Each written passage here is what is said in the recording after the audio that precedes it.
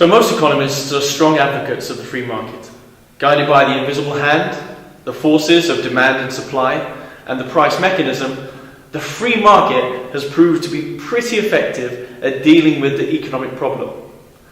The economic problem being we have unlimited wants and needs in the face of finite resources to meet those needs. If markets are free and competitive, then the outcome is socially desirable. In other words, allocative efficiency is achieved, as just the right amount of goods and services from society's point of view is being produced and consumed. But like everything in this world, apart from my wife, free markets are imperfect, and it is the concept of market failure that helps us to understand why this is so.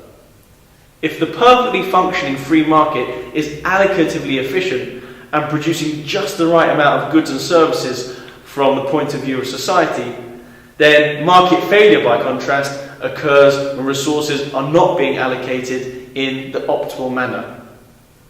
The markets are failing by over-providing, under-providing, or sometimes not providing the good at all. When markets fail, governments are often expected to intervene to correct this market failure and help move society towards the optimal allocation of resources. Now today we're going to focus on two causes of market failure. The first one is missing markets. Public goods are goods that were not provided at all in a free market. Since public goods are goods that are deemed beneficial to society, the absence of public goods in a free market is considered to be market failure. Examples of public goods include national defence, flood barriers, and street lighting.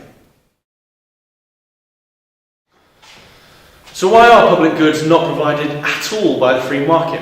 This is a great question. And the answer is that public goods have two characteristics that make them quite unique.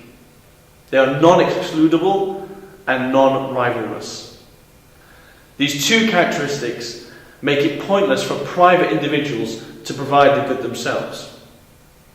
A good is said to be non-excludable when it is impossible to stop other people consuming it once it has been provided. Imagine a private individual erects street lighting to light his drive home. Other drivers could potentially wait until 5:30 when he finishes work to follow his car and benefit from the lit road even though they've paid nothing. This idea is known as the free rider problem, and it means that logically no one will build streetlights in the hope that somebody else will do it. A good is said to be non-rivalrous when one person consuming it doesn't prevent another person from consuming it as well. If one person eats an apple, then another person cannot consume the same apple, well, unless they do something quite disgusting. However, if one person is protected by a flood barrier, it doesn't reduce the amount of flood barrier available to the next person. The private benefit from a flood barrier would be very small relative to the cost, although the social benefit would be huge, as lots of people would be protected. Because there is no incentive for a private individual to build a flood barrier, the free market would fail to provide this public good.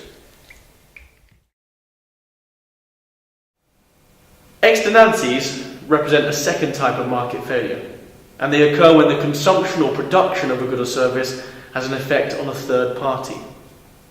If the effect is harmful, then we refer to it as a negative externality. Let's take smoking as an example. The smoker only considers the private costs of their consumption, i.e. the price they pay for a packet of cigarettes. This is the only cost that the free market considers as well.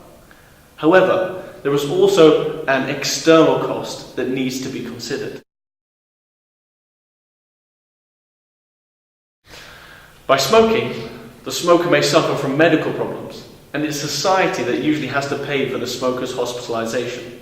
There's also the danger of passive smoking, the smell of cigarettes, all of which represent a cost to others that the smoker does not consider, and indeed does not have to consider in a free market. The smoker will ignore the negative externality that they are creating. From society's point of view, this means that they will over-consume cigarettes in a free market because they don't realise the full social cost of smoking. This represents market failure.